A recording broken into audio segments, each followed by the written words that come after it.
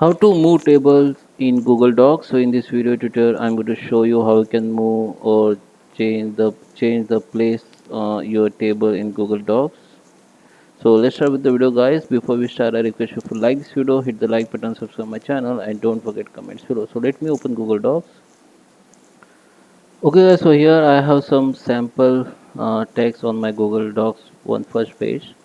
So if I insert the table here, if I go to the insert, I just insert one table to show you properly. Okay, so I just resize it.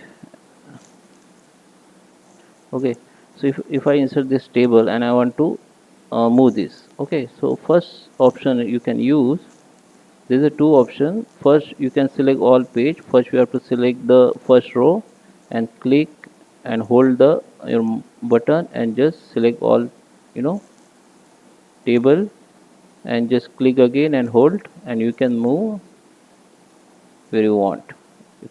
You can see I just move down. After two paragraph I just move it. Okay, just select it, just click and hold and move it. And second option you can use, like you can use the table property. For select the all table, go to the table options, and you can see you can use the layout.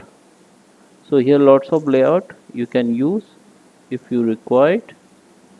Okay, so it will be